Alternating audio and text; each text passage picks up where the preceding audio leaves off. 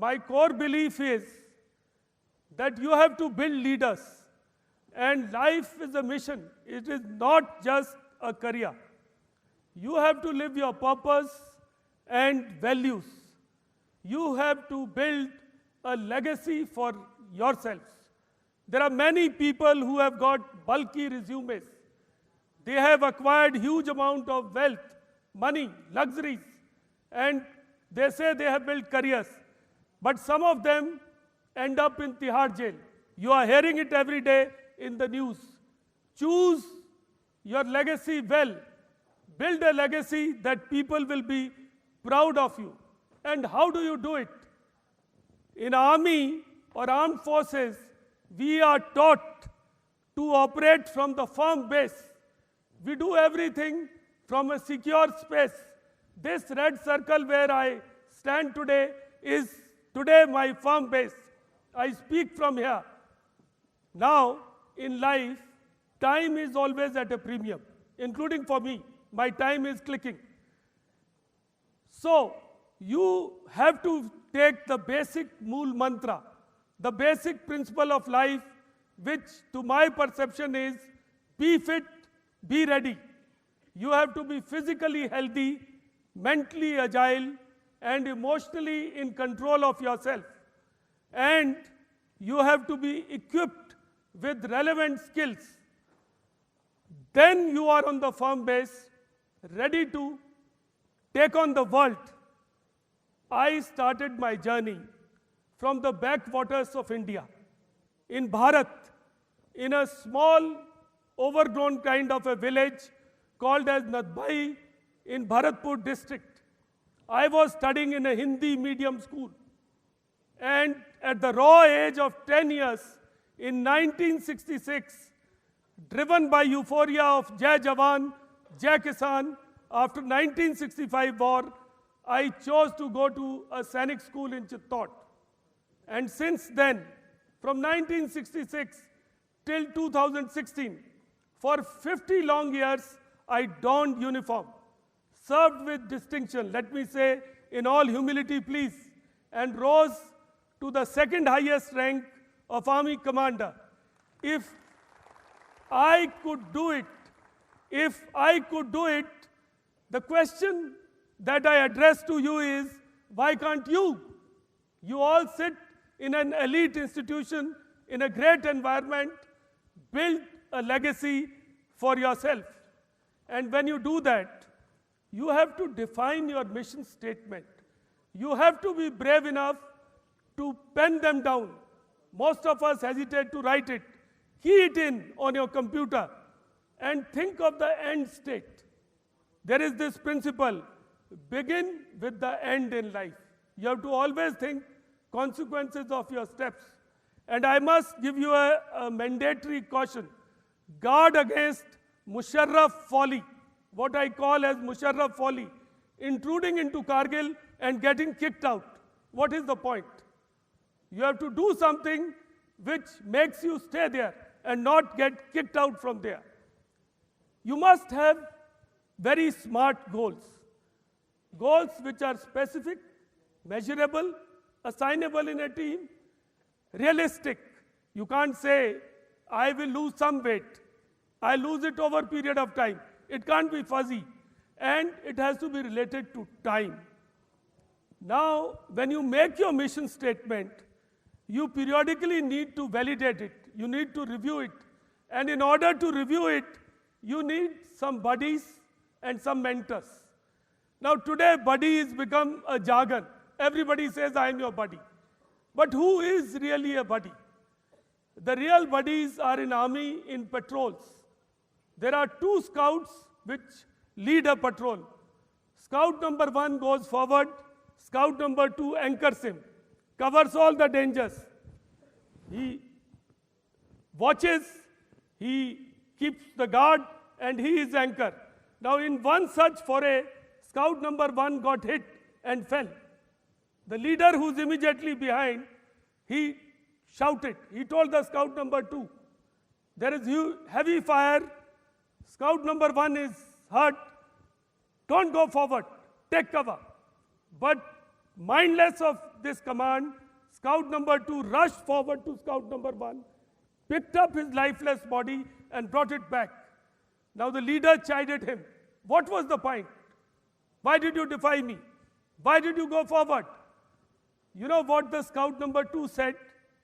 When I reached there, he was alive. He died in my arms. And he told me, I knew you will come. Thank you, buddy. That is what being a buddy is. Build such relationships. And then you need mentors. Mentors who set your life compass, who give you the values, who check you periodically and chide you. My first mentor, Risaldar Sakat Singh, like his name, was Sakat, hard, tough. He won't allow you to stray anywhere. So, as a youngster, we were assigned a tank. I was a tank driver and a cleaner, and my office was tank. Now, whenever I had to go to garages to my tank, I had to cross a rivulet, which was mostly dry, a seasonal rivulet. But in monsoons, when it was pouring, I had to go there. And Jawans and rookies like me had to go through that rivulet. I saw Risaldar Sakat Singh cycling to garages. So I asked him, what is the correct way? He pointed towards the rivulet. When I reached the garages, I asked him. He was bone dry, I was dripping wet. I said, why didn't you show me the correct way? He said, but I showed you the correct path. Because of bad relations with neighboring unit, the route which is proper one to the garages has been made out of bound for Jawans and people like you. When you grow up in rank, when you become a general, learn to manage the environment, have good relationships, and that is the correct way. He taught me this. He made me the soldier's general. We teach in IMA at the last step, which is called Antim Pag, safety, honor, and welfare of men you command comes first and always. Your own ease, comfort, and welfare comes last, always and every time. When you build your teams, think of it. Don't let the imaginary anchors weigh you down. Think of the Shaheen factor. There is a sher which says, Tu Shaheen hai, parwaaz hai fitrat teri. Tere aage आसमां और भी हैं, इम्तिहान और भी हैं. You are the falcon and soaring is your nature. New horizons and new examinations and trials await you. But what is life without challenge? So learn to seek challenge. You have to take responsibility. You have to be proactive. I say responsibility has to be grabbed like this. When I was in peacekeeping mission in United Nations, we had armed forces people from 50-odd countries and civilians from about 100. And one day, next to our camp, one ammunition dump blew. And there were debris and shrapnels flying. The top leadership ran away to respective embassies. I was chief of operations. I was just a major. Top leadership was general. I took the challenge and I took the charge. And you know what happened? After that crisis, for rest of my tenure, everybody used to consult me. I was the most popular guy. So if you grab the opportunity, your span of control, your influence will only grow. You have to learn the art of time management. You have to guard against urgency syndrome. You have to give quality time for self-development, upskilling yourself. Meditation, yoga, for stress management. Invest in yourself. Today you hear of burnout syndrome. It's all because you refuse to spend quality time on yourself. That may not be urgent, but it is important. As you will grow up, you will keep getting isolated. Very few people will tell you the truth, but you need to get the feedback. You have to open the channels. Kabir has said something very interesting. Nindak neere rakhiye, angan kuti chhawaye. बिन साबुन पानी के निर्मल करे सुभाए. Keep your critics close. If possible, make a cottage for them in your own courtyard. Listen to them. Learn to listen, learn to empathize. It is an art. As you'll become senior leaders, you have to have this. We start all our activity by remembering Lord Ganesha. But what does Ganesha convey? Long ears, long trunk, sensors. Deploy your sensors. Seek domain awareness. Narrow mouth, speak less, meaningfully. And big belly, store data, information. This is the age of information. You will ride this wave if you have domain awareness, if you have awareness. Teams win matches. You all watched World Cup soccer. And what happened there? There was Messi from Argentina. There was Ronaldo from Portugal.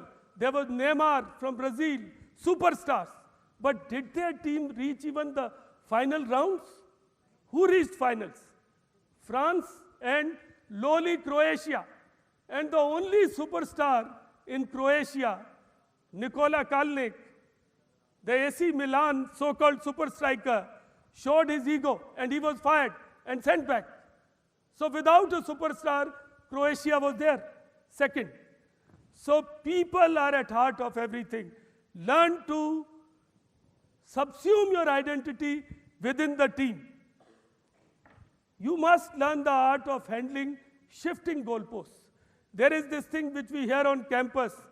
हाथ में लिए किताब, सारी उम्र ढूंढता रहा सवालों के जवाब. जिंदगी भी अजीब है, and you can substitute this with examiner. Examiner भी अजीब है, हर बार syllabus से बाहर से ही पूछता है सवाल. So this will happen to you. You will set your compass. There will be goalposts, but they will shift. That doesn't mean you don't set the compass. But you must be aware of that. And Chinese have a beautiful way to write crisis. When they write crisis in Chinese, the character, first one is danger and second one is opportunity. You have to choose whether you will get bogged down in danger or you will grab the opportunity. That is your choice. And they incidentally call it Bai Chi. You must, as you grow up and go in senior leadership, you must learn the art of delegation. We tend to centralize power within ourselves. I handled Pathankot attack on that airbase.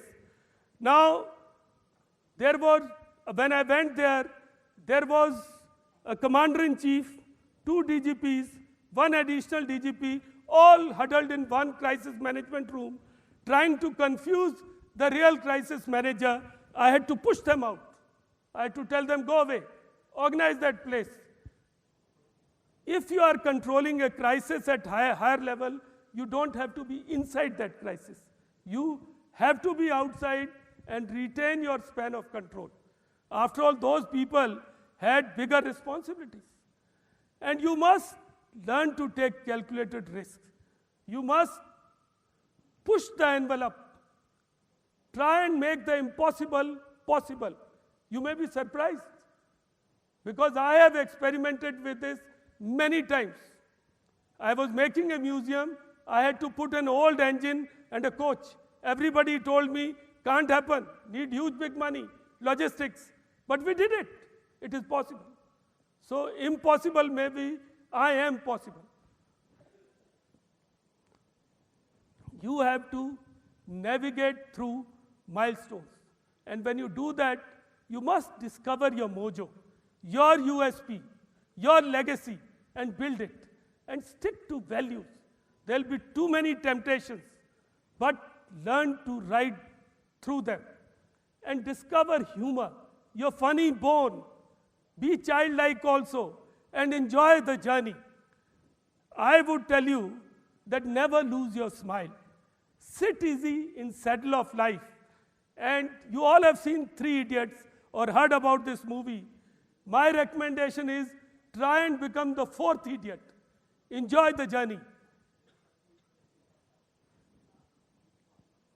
Now, as I finish, I must tell you that my first tank, ZX 1685, was my first love. And the day I was retiring, I got the biggest surprise. My buddies, my colleagues, my soldiers, they found that tank which was still in service, refurbished it. And the last thing in the army that happens is that you are ceremonially pulled out in a vehicle.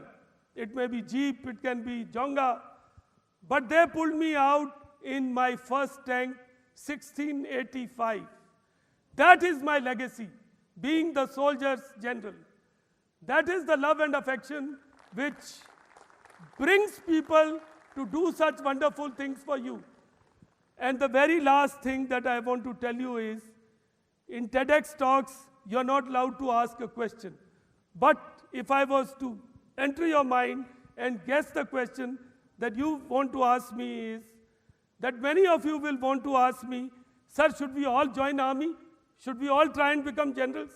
No, please don't do it. After class 12, I qualified in 3 things. NDA, TS Dufferin, which is now called Rajendra for Merchant Navy, and also BITS Pilani.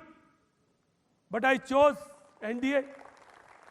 So you can make your choices. All of you don't have to join army in any case. Remember, today, due to hybrid war, the war has come to your doorsteps. You will remember Makkah Masjid blast here in Hyderabad. Terrorists can come anywhere. The need for us is to be citizen warriors, what I call as Jagruk Hindustani, the soldier who guards our borders. He is lonely, he suffers privation, he faces danger, but he will feel very proud, very determined when he knows that he is guarding the citizen warriors, the Jagruk Hindustani. Can I ask you one question at least, that to become a Jagruk Hindustani, how is the Josh? That answer is not good. How is the Josh? Thank you. Jai Hind.